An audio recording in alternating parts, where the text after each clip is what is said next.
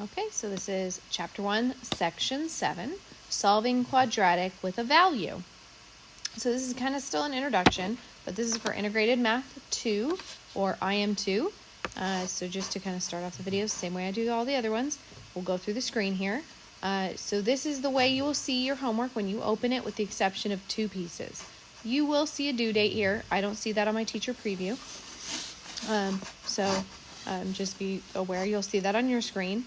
Attempts, it always shows you the attempt you're on, and it tells you have unlimited attempts. This means you can submit the assignment as many times as you would like and come back in and try again. And we'll talk about submission in just a second here. This assignment has 6 questions. It can have anywhere from 1 to 10 questions. The grading policy is always best score, so whichever attempt is your best one is the one you get to keep.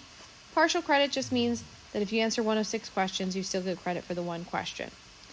This is a reminder that once you start your homework, you need to finish it. And what that means is when I click start here, I need to always make sure in the bottom right corner, this is the second piece that I won't see on my screen, but you will see it on yours. It will say submit assignment down here in the bottom right hand corner. And you always click this button. Even right now that I haven't submitted anything, if I'm ready to leave this screen, I would click submit assignment.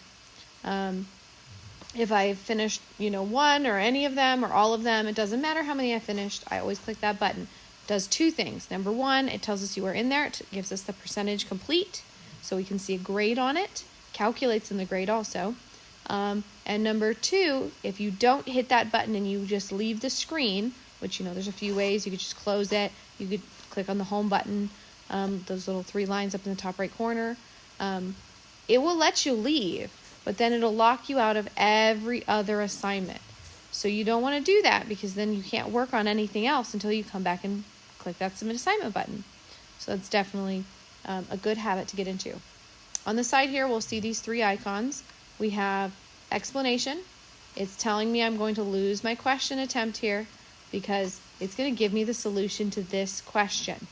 So it's not going to give you the solution and then say, okay, go type in the answer that we just gave you. It's going to take the attempt away. You would have to submit it, and you would have to go back in on another attempt, okay, to try another one. Example will give you a general example of the type of question you're looking at. It'll show you how to complete it, and then show you how to type in at the bottom here for the answer. And you can close that, and you can look at another example. So you can keep looking at examples if you want until you start to understand it. And then message center, this actually attaches the question you're looking at to the message that you send to your teacher, so your teacher knows exactly where to help you. All right, so let's go ahead and get started here on this assignment. So this is factor completely. So we've been working on factoring for quite a few sections now. So factor completely, the first thing you want to do here, now that we're getting to kind of more, I guess you could call them a little bit more involved questions. Sorry, I don't like my plus sign there. Dang it, I did it again. Just marking up my board. But these are a little bit more involved as far as, they have a little bit more going on with them. So the first thing you want to look at is, before you start doing this piece here, is say, is there anything that I can multiply or divide out of everything? Before I just start trying to factor this. So if I go 3, 30, and 72, well, all of these can divide by 3. Every single one of them can. 3 can divide by 3, and that would be 1. I don't need a 1. I don't need a 1 in front of here, but if you want to note that it's a 1, that's fine. 30 divided by 3 is 10. And then we also have 72. And this was a minus, and that's a 7. So 72 divided by 3, and we get 24. Okay, so it just brought it down a little bit, and I know that might look a little bit messy there, so you can always rewrite it. It's going to be x squared plus 10x minus 24. So if that helps, kind of rewriting it there instead of just having the numbers up above. So this is what we actually want to factor now, is this piece here. So to get x and x, just like we did before, that's x squared, or x times x, right? Because that's what x squared stands for. And then to figure out the other pieces, we look at the last term, 24. In order to get negative 24, I'm going to have a negative times a positive. So I know I'm going to have one positive and one negative in here. And what that tells me is that once I find all my factors of 24, I'm looking for the factors that subtract to get to 10, not add. Okay? So let's go ahead and write down our factors here. We have 1 and 24. We have 2 and 14. Nope, sorry, 2 and 12. And 3 and 6. And 4. Sorry, 3 and 8. I'm just losing my mind. 4 and 6. There we go. Got it now. So remember, we want them to subtract down to 10. Okay, well, 2 and 12, if I subtract those, I get 10. And then I need to make sure that I put them in the correct spot here. Because if I just kind of throw them in here and say if I did it like this, well, it does subtract to get 10, but it's going to subtract to get negative 10. Because 12 is in the negative spot. So I want 12 to be in the positive side so that it's positive 12, negative 2, and I get positive 10 when I divide that away. So we just want to make sure we're paying attention to that, where we put our factors when we're in there. If they're both positive and they're both negative, then it's not as big a deal because that's a little bit easier. You know, we don't have to worry so much about where we put those ones. But when we have one negative, one positive, we do have to make sure we're putting them in the correct spot because we'll get the correct number on the end, but we won't get the correct number in the middle. All right, let's keep moving here. Okay, so we're going to factor again. So this one doesn't look like, and I cross my Z's if you haven't watched these videos before because my Z's and my 2's look pretty much the same. So students have told me that, and so I've started crossing my Z's so you can tell the difference between the two. So looking at this, it doesn't look like I can divide anything away from these. 3, 20, and 7, there's nothing that can divide into all three of those numbers. So I can just go ahead and get started here. And I know this is going to be my form. Again, I have a negative here on the end. So I know I'm going to have one positive and one negative. That's the only way that's going to work. And then for 3 and Z, I know it's going to be 3, Z, and Z because it's 1 times 3. Those are my only options there. There is another method to do this because this one, I'll show you this method. This is kind of the way I learned to do it way back, when I was in high school. But there is kind of a slightly easier way to do this. So I'll show you this way. And we have 3, and that's 1 and 3. And then we have 7, and that's 1 and 7. So these are very simple because there aren't multiple options here. It does start to get very complicated when there's multiple options. Really what we have to do is make sure we put them in the right order so that when we multiply them together, they add to get 20. So what I would want to do is I wouldn't want to put 3 and 1. I'd want to multiply 3 and 7 because that would give me 21. And then 1 times 1 would give me 1. So when I subtract these, I get 20. Okay, so again, this probably already looks a little bit complicated here because I have to make sure I match them up right. So if I want to multiply 3 and 7, I need to make sure they're not in the same parenthesis here. They need to be in opposite parentheses like this. And then 1 and 1, same thing with 1Z and the 1, they need to be in the opposite parentheses, so those ones get multiplied. And what I'm noticing here is that it's going to end up being negative 21. So I kind of put this in a little early with the, oh, that's too much. Let me bring that guy down a little bit. So I put these negative and positives in here just a little too early because I want this to be negative and I want this to be positive. That way it's 7 times 3 gives me positive 21. Negative 1 times Z gives me negative 1. So I end up with a positive 20 here. So this is factored. And understandably, this is a little bit more complicated. It might take a little bit more understanding for this one. So there's also this method that Alex likes to do. So I'm going to show you. It's kind of a cute method where you can actually multiply the beginning and the end. And you get one number. And then you break down the factors of that one number so that they either add or subtract to the middle. So you do the same thing that we were doing before. You can do that same idea. And then we use factor by grouping to solve this. So I'm going to show you with this problem, because this is going to be the answer. And I'll go ahead and type it in here. I know this is going to be the answer. But I want to show you the other method because it's definitely, I think it's a little bit, I don't know if it's necessarily easier, but it might be a little bit more clear. Let me go ahead and bring this guy back up here. Okay, so the other method that we can do is we can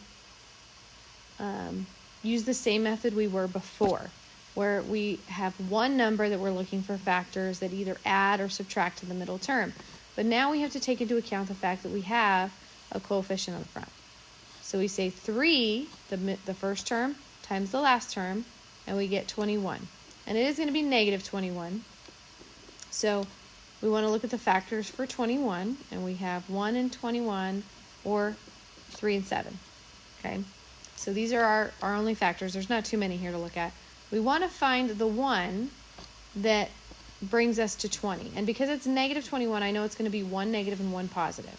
So they are going to subtract to 20. Okay, well that's got to be these guys here, right? So what I'm going to do is I'm going to break 20 apart. So 3z squared stays 3z squared for now, but instead of writing 20, I'm actually going to have two pieces here like this. And then minus 7 will go on the end. So instead of 20, I'm going to write plus 21z squared minus z squared, which is just 1z, right? So 21 minus 1, that gives me 20. So I just broke this guy apart here. That's all I'm doing, into its two pieces. And 21 times 1 gives me, it doesn't give me the 7 here, but it gives me the 3 and the 7 combined. So it's a little bit different because we have that coefficient on the front. But it will work out in the end here, and we're going to group these. So we're going to factor by grouping now. That's when we have 4 or more terms. We need at least 4 terms to do this. And we're going to go, I'm going to group these guys, and I'm going to group these guys like this. So now I need to figure out what is my greatest common factor here. So 3 can divide into both 3 and 21. And then z squared, or z, well, I can only take one z because that's all this one has to give. So I'm going to divide 3z squared by 3z, and I get 3's canceling. Z's almost cancel, but it's 2 minus 1, so I end up with 1 left over. Plus 21 divided by 3 is 7. And z divided by z is, those two cancel out. So here's my first one. Now I'm going to do my second one. So I have negative z and negative 7. Well, I can't cancel anything out there, but remember, I want this to match, and I can already see that they're opposites. So I'm going to take the negative out. I'm going to kind of factor that negative 1 out. So if I divide negative 1 away from negative z, I end up with positive z. If I divide it out of negative 7, then I end up with positive 7. So now, just like we wanted, we have matching factors again here. Z plus 7. So that's exactly what we're looking for when we're factoring by grouping. So now that's going to be one of my factors. And then I have 3z, so if I factor this guy away, I have 3z. And if I factor this guy away, I have negative 1. Remember that there's a 1 there, we just don't have it written. So if you notice, I have the exact same thing here. It's just two methods to do the same thing. I think this one actually might be a little bit easier, just to make sure you get the correct numbers. The other one can be a little bit difficult, especially when we start getting numbers that have quite a few more options. You know, 3 and 7 don't have very many options. It's 1 and 3 and it's 1 and 7. But if we have, you know, a composite number where there's a whole bunch of different options to choose from, that becomes much more difficult, that first method I showed you. So I think I'm going to go ahead and keep showing you this one, because I think this one's a little bit easier to keep moving forward on. But there is that other option if you wanted to kind of go back and look at it and try to use that one on the future problems here. All right, so I'm going to erase this guy. Okay. Oh, and I forgot to click continue. All right, so now we have 5z squared minus 27z minus 18. Okay, so we're going to do that same thing that we did on the last one. We're going to have 5 and 18. So 5 times 18. And before you do this, you do want to make sure that nothing can divide away from all of them. Well, since this is 5, this doesn't end in a 5 or 0, this doesn't end in a 5 or 0. Can't divide anything away from all 3. So we're going to do 5 times 18, and that's going to be 90. It is going to be negative 90 because it was negative 18. So we have 1 and 90, we have 2 and 45, we have 3 and 30. 4, let's see, I don't think 4 actually goes into 90. Nope, not evenly. But 5 can go in evenly. Let's see, we have 5 divided by, that's 18. Oh, yeah, of course, 5 and 18. I just did that one. 6 can go in. I know that because 2 and 3 can both go in. So I know it can actually divide by 6. It's another one of our little tricks there.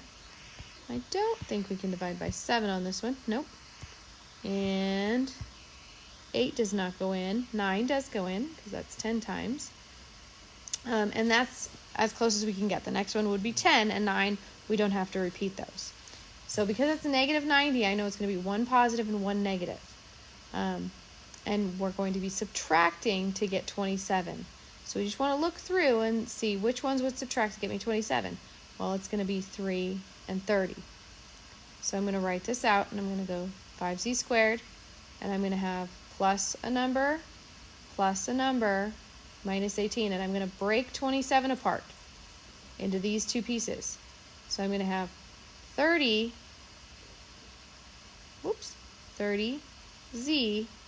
and 3z. Now I need to make sure one needs to be positive and one needs to be negative. I want negative 27, so that tells me that the big one should be negative and the smaller one should be positive. So I just need to make sure that I include that negative. Okay, so now I'm going to go ahead and group these guys like this. So I can divide 5 away from both 5 and 30, and then I can divide 1z away. So now if I do 5z squared divided by 5z, 5's cancel, and the z's, it's 2 minus 1, so I'm left with 1z.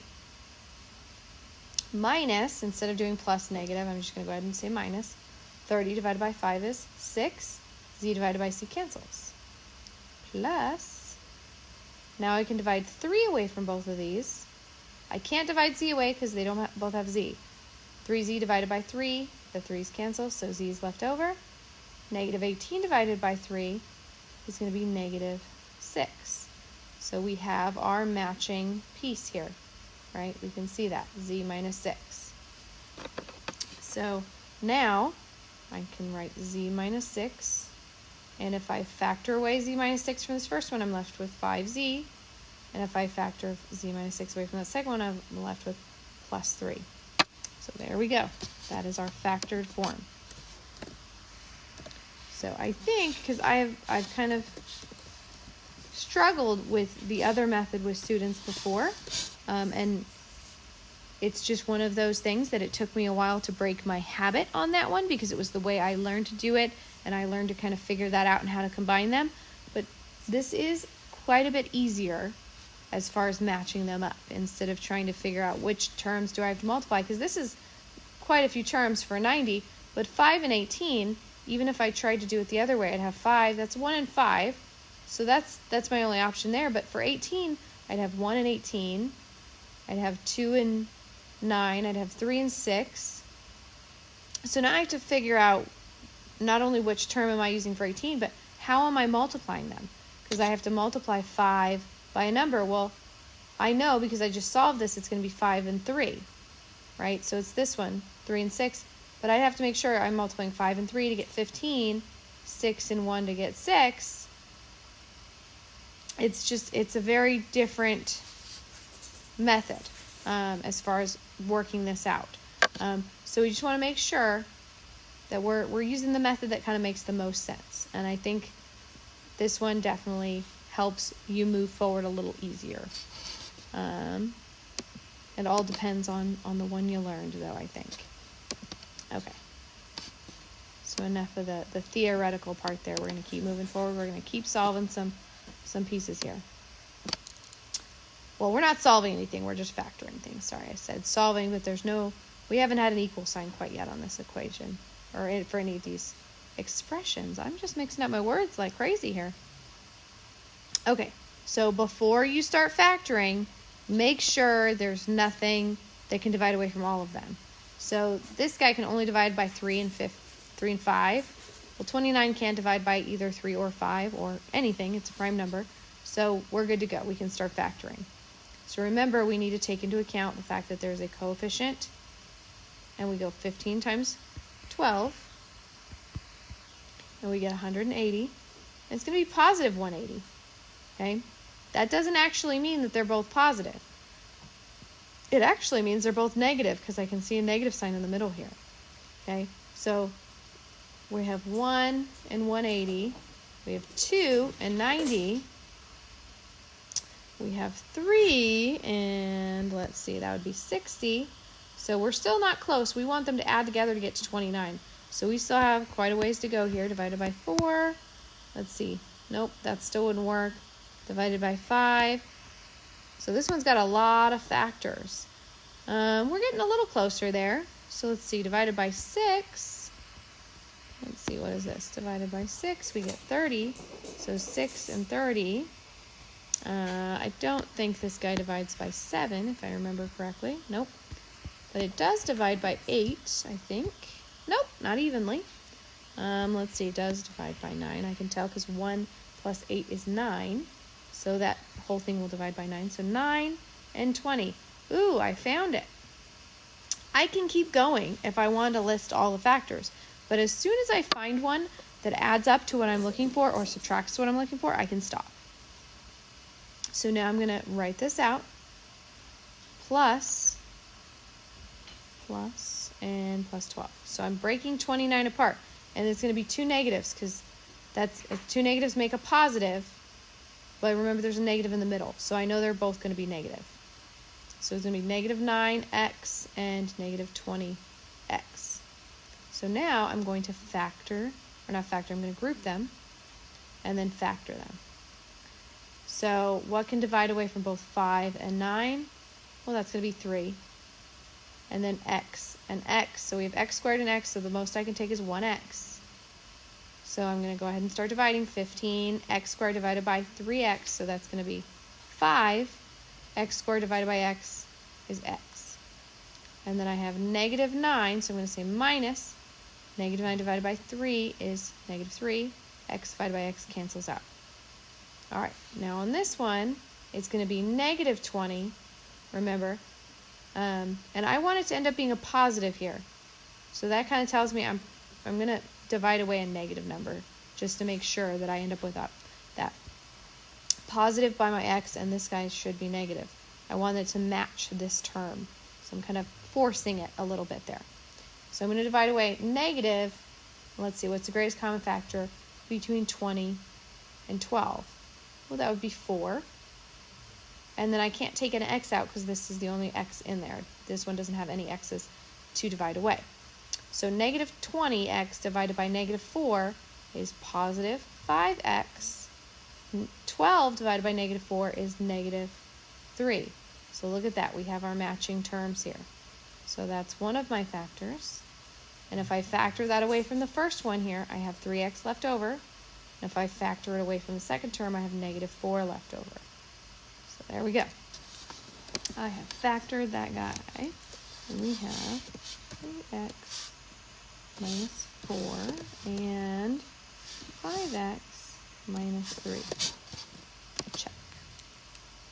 Okay, a couple more of these guys.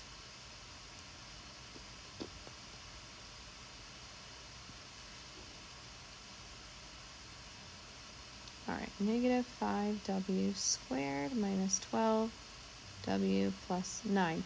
Now one thing on this one, since there's a negative in the front, and I'm going to click on example because I believe what they want us to do, they're going to want us to deal with that negative first. So just like they're showing here, they're taking the negative out. They're going to divide everything by negative 1 because we don't want that first coefficient to be negative. That definitely complicates things if we don't deal with it. So we want to take that negative 1 out. And by that, I mean we're factoring it out first.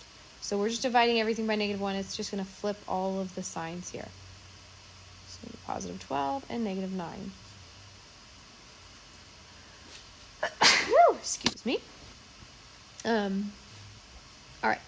So now what we want to do is that same idea we've been doing. So I have 5 times -9, and I get -45. And we're going to go through the factors. 1 and 45. We can't do 2. I can do 3. And I know that right away because 4 plus 5 equals 9. 9 divides by 3, so 45 divides by 3. It's one of those kind of weird 9 and 3 tricks. That works for both of them. 4 does not go in here because it's not even. 5 can go in there. We just did that, right? It's 9. 6 does not go in because it's 2 and 3 both have to go in for 6. This is not one of our 7s. So that would be 42 or 49, so that won't work. 8 does not go in because, again, this is not even. And we're back to 9. So here are all our factors.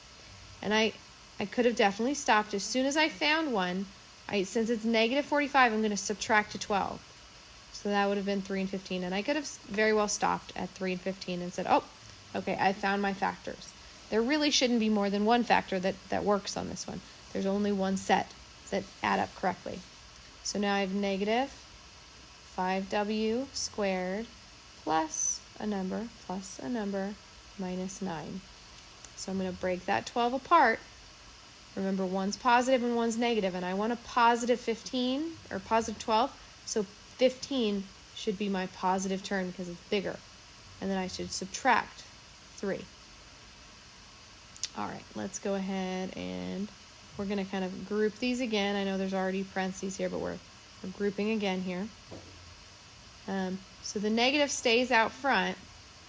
I'm going to use brackets for, well, yeah, I'm going to go ahead and use brackets out front just so that I can see that for a minute, and then we'll take the brackets away.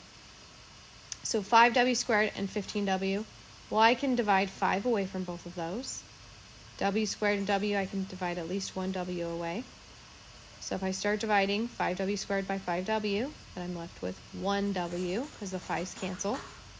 15w divided by 5w, well, that's plus 3 because the 15 divided by 5 is 3, and w, those cancel.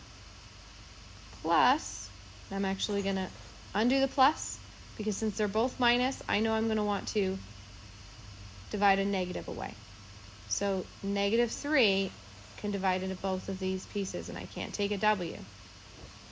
So I'm going to go negative 3, w divided by negative 3, well, that's positive w. Negative 9 divided by negative 3, that's positive 3.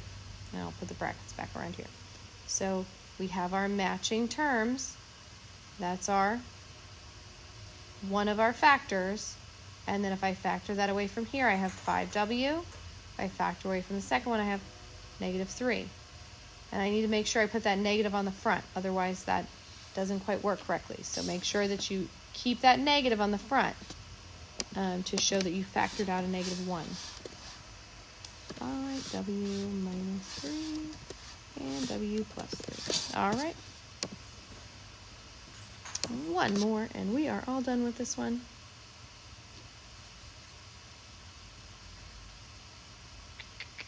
All right, so 4x squared minus 11x equals 3.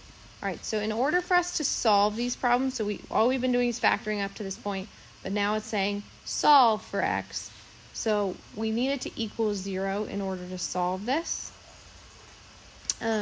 You can also do something completing the square. That's another one we are able to do. I'm pretty sure we're going to learn that in a future lesson, although we're not quite learning that yet. So I believe they want us to factor it just like we normally would. I don't believe they want us to do completing the square. No, they do not want us to complete the square yet. They want us to have a regular factored form, just like we've been doing here, which completing the square would also give us that. But in this case, what we're going to do is we're going to take this 3 and we're going to move it over to this side. We're going to have 4x squared minus 11x minus 3 equals 0 because these guys cancel out. So now we're going to do the same thing we've been doing. 4 times 3 is negative 12. This negative tells me I'm going to have one positive, one negative, and I'm going to subtract to get 11. So 1 and 12. Well, that's my terms, because my next one would be 2 and 6. That doesn't work. 3 and 4, that also doesn't work. So this is the only ones that will work to subtract to get down to 11. So I'm going to have 4x squared plus a number, minus 3. And again, we're breaking this apart, so it's going to be negative 11, which tells me the bigger term needs to be a negative. So negative 12, positive 1x, or just x. All right, let's go ahead and group these guys like this. Okay, so we can divide 4 away from both of these numbers, because 4 and 12 both divide by 4, and I can take at least an x out there.